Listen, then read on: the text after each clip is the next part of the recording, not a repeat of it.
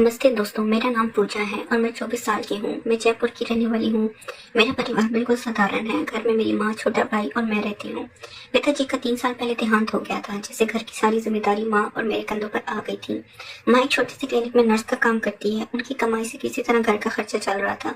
कई जगह इंटरव्यू दिए, लेकिन कहीं भी सफलता नहीं मिली। कभी तनख्वाह कम होती तो कभी काम के घंटे ज्यादा। मुझे लगने लगा था कि शायद किस्मत ही मेरा साथ नहीं दे रही है। एक शाम की बात है, मैं शहर के दूसरे छोर में एक इंटरव्यू देकर लौट रही थी। इंटरव्यू में फिर से नाकामयाबी मिली थी। दिल टूटा हुआ था। बस स्टॉप पर खड़ी थी। शाम के 6 बज रहे थे। आसमान में बादल छाए हुए थे और बारिश होने वाली थी।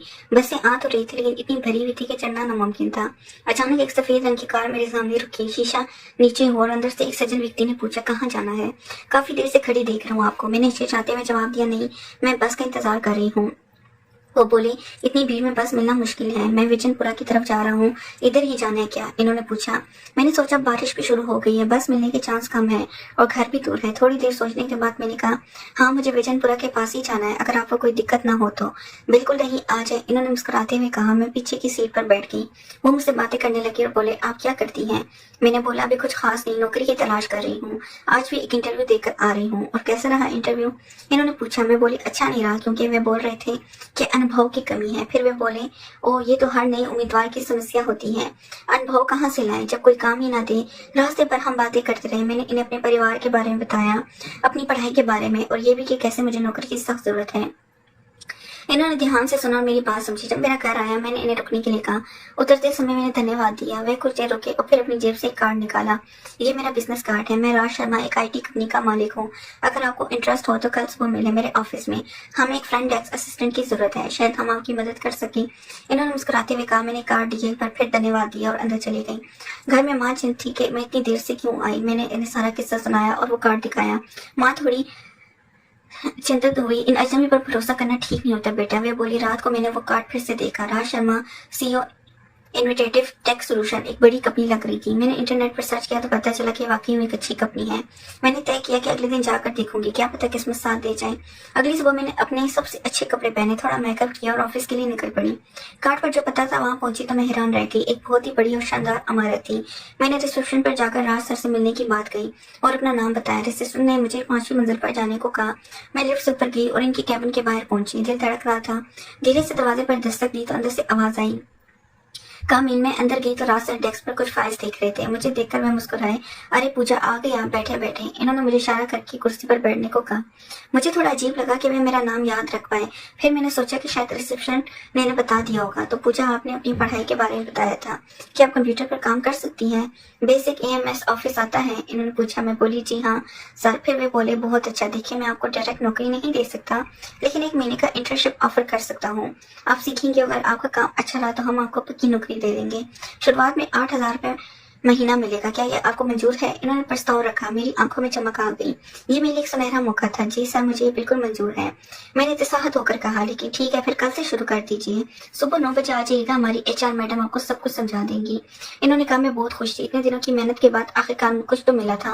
मैंने इनका धन्यवाद किया और घर लौट गई। घर पहुंचकर मैंने माँ को ये खुशखबरी सुनाई। वे भी बहुत खुश हुई। अगले दिन से मेरी नई जिंदगी शुरू हो गई। HR मैडम ने मुझे सब कुछ समझाया, ऑफिस के नियम, मेरे काम के घंटे और मेरे कर्तव्य। मेरा काम ज्यादातर फ्रंट डेस्क पर फोन कॉल्स हैंडल करना, विजिटर्स को रिसीव करना और छोटे मोटे पेपर वर्क में मदद करना था। धीरे धीरे समय बीतता गया।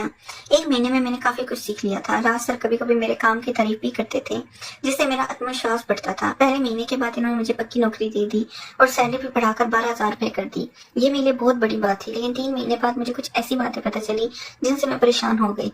ऑफिस की एक लड़की अंजलि ने मुझे बताया कि मेरे पद पर पहले भी कई लड़कियां आ चुकी हैं, लेकिन कोई भी ज्यादा दिन नहीं टिकती। वो बोली, राज सर की नजर हमेशा से हर नई खूबसूरत लड़की पर रहती है। वो पहले तो बिल्कुल शरीफ बनते हैं, फिर धीरे धीरे अपना असली रंग दिखाते हैं। मुझे इसकी बात पर विश्वास नहीं हुआ। राज सर ने मेरे साथ हमेशा अच्छा व्यवहार किया था, कभी भी कोई ऐसी हरकत नहीं की थी जिससे मुझे अच्छा ना लगे। मैंने अंजलि की बातों को नजरअंदाज कर दिया और अपने काम में लगी रही। एक शनिवार को ऑफिस में छुट्टी थी, लेकिन राज सर ने मुझे फोन करके कहा कि कुछ जरूरी काम है, जल्दी से आ जाओ। मैंने सोचा जरूर कोई मीटिंग होगी। मैं तैयार हुई और ऑफिस के लिए निकल गई। इस दिन मौसम बहुत खराब था। आसमान में काले बादल छाए हुए थे और तेज हवाएं चल रही थी। मैं स्कूटी पर सवार होकर ऑफिस की ओर चल पड़ी। रास्ते में अचानक बारिश शुरू हो गई। मैंने एक दुकान के नीचे रुककर बारिश रुकने का इंतजार किया, लेकिन बारिश और तेज होती जा रही थी। मैंने सोचा कि ऑफिस ज्यादा दूर नहीं है, इसलिए बारिश में ही चल पड़ी। जब मैं ऑफिस पहुंची तो पूरी भीग चुकी थी। मेरे बाल कपड़े सब गीले थे। मैं लिफ्ट से राज सर की केबिन में गई। राज सर अपनी केबिन में थे। मुझे इस हालत में देखकर वे चिंतित हो गई। अरे पूजा, तुम तो पूरी भीग गई हो, ऐसे कैसे काम करोगी, तुम्हें बुखार हो जाएगा। मैं वहीं खड़ी थी, पानी टपकता हुआ। राज सर ने अपना कीबोर्ड साइड में रखा और अलमारी से एक तौलिया निकाला। ये लो, रेस्ट रूम में जाकर सर सुखा लो। मैंने तौलिया लिया और रेस्ट रूम में चली गई। मेरे कपड़े पूरी तरह भीगे हुए थे। मैंने अपने बाल सुखाया और थोड़ा ठीक किया, लेकिन कपड़े तो गीले ही थे। रेस्ट रूम से निकली तो देखा ऑफिस में सिर्फ राज सर और मैं ही थे। सर बोले, अंदर जो गेस्ट रूम है वहाँ गर्म हवा वाला पानी पंखा है, अगर चाहो तो वहाँ जाकर कपड़े थोड़े सुखा सकती हो। मैं गेस्ट रूम में गई। वहाँ एक गर्म हवा वाला हीटर था। मैंने इसे चालू किया और अपने कपड़ों को फैलाया ताकि वो जल्दी सूख जाए। मैंने अपनी शर्ट उतारी और सिर्फ तौलिया ऊपर लपेट लिया। शर्ट को हीटर के सामने टांग दिया। मैं वहीं बैठी अपने कपड़ों के सूखने का इंतजार कर रही थी। अचानक दरवाजे पर दस्तक हुई। मैं घबरा गई। पूजा, मैं हूँ, एक इम्पोर्टेंट फाइल अंदर रखी है, मुझे जरूरत है। राज सर की आवाज थी। मैंने तौलिया अच्छे से लपेटा और दरवाजा खोला। राज सर ने मुझे नीचे से ऊपर तक देखा। इनकी नजरों में कुछ अजीब सा था जिससे मुझे असहज महसूस हुआ। मैं नजरें झुकाए खड़ी रही। वहीं अंदर आए और अलमारी से एक फाइल निकाली। जाते समय वे मेरे सूखे कपड़ों को देखते रहे, फिर बोले, कपड़े सूखने में समय लगेगा, हमें काम भी करना है। तौलिया लपेट कर ही आ जाओ कैबिन में, यहाँ कोई नहीं है। देखने वाला मेरा दिल धड़कने लगा, पर मैं क्या करती। मीटिंग की तैयारी करनी थी। बड़ी हिचकिचाहट के साथ मैं तौलिया लपेट कर बाहर आई और इनके कैबिन में गई। राज सर सोफे पर बैठे थे, लैपटॉप खोले हुए। इन्होंने बिना मेरी तरफ देखे कहा, इधर आओ और बैठ जाओ, हमें प्रेजेंटेशन बनाना है। मैं धीरे से इनके बगल में बैठी और लैपटॉप की स्क्रीन देखने लगी। मैं बार बार तौलिया को ठीक कर रही थी कि कहीं वो खुल ना जाए। मेरा सारा ध्यान प्रेजेंटेशन की बजाय तौलिया पर था। फिर अचानक राज सर की टांग मेरी टांग से छू गई। शरीर में जैसे बिजली दौड़ गई। मैं हिली भी नहीं। मेरी चुप्पी को शायद इन्होंने अपनी जीत समझा, क्योंकि अगले पल वो और भी पास रख गए। मेरे अंदर एक अजीब सा कंपन होने लगा, डर, बेचैनी और कुछ अनजाना सा एहसास जैसे मैं समझ नहीं पा रही थी। करीब आधे घंटे तक प्रेजेंटेशन पर काम करने के बाद राज सर ने अपना लैपटॉप बंद किया और मुस्कुराते हुए कहा, आज तो सिर्फ हम ही हैं, कंपनी में कुछ पीने का मन है, क्यों ना तुम कैंटीन से काफी बना लाओ। मैं तुरंत उठ गई और कैंटीन की ओर चल दी। अपने दिमाग में उथल पुथल को शांत करने की कोशिश कर रही थी। कॉफी बनाते समय मेरे हाथ काम रहे थे। बार बार अंजलि की कई बातें याद आ रही थी। जब मैं कॉफी लेकर कैबिन में वापस पहुंची तो वहाँ कोई नहीं था। कॉफी मग टेबल पर रखकर मैंने इधर उधर देखा। तब मेरी नजर अंदर के गेस्ट रूम की ओर गई। मैं गेस्ट रूम की ओर बढ़ी जहाँ मैंने अपने कपड़े सूखने के लिए रखे थे। दरवाजा थोड़ा खुला था। जैसे मैंने अंदर झांका, मैं हैरान रह गई। राज सर मेरे कपड़ों को हाथ में लिए खड़े थे और कुछ अजीब तरह से मेरे कपड़ों को सूंघ रहे थे। ऐसे सूंघ रहे थे जैसे वो इसमें खो गए हों। मेरी दिल की धड़कन तेज हो गई। मैं जल्दी से वापस सोफे पर बैठ गई, आवाज लगाई, सर कॉफी तैयार है। राज सर तुरंत बाहर आए। वो अपना फोन हाथ में लिए थे और कुछ टाइप कर रहे थे। अरे वाह, बिल्कुल सही समय पर आई हैं कॉफी, इन्होंने मेरे बगल में बैठते हुए कहा। मेरा दिल जोरों से धड़क रहा था, हाथों में पसीना आ गया था। मैंने कांपते हाथों से कॉफी का मग इन्हें पकड़ाया। हम दोनों चुपचाप कॉफी पीने लगे। अचानक राज सर बोले, पूजा तुम बहुत खूबसूरत हो। मैं कुछ बोल ना सकी, बस हल्के से मुस्कुरा दी। मेरा चेहरा शर्म से लाल हो गया था। राज सर ने अपना कॉफी का मग टेबल पर रखा और धीरे से अपना हाथ मेरी टांग पर रख दिया। मैंने झटके से अपनी टांग पीछे खींच ली। क्या हुआ? पूजा डर गई। इन्होंने मुस्कुराते हुए पूछा। मैं चुप रही। मेरा दिमाग तेजी से सोच रहा था कि यहाँ से कैसे निकलूं। वो और पास रखा है। मेरा दिल इतनी तेजी से धड़क रहा था कि मुझे लगा सीने से बाहर निकल जाएगा। नेक्स्ट पार्ट के लिए चैनल को सब्सक्राइब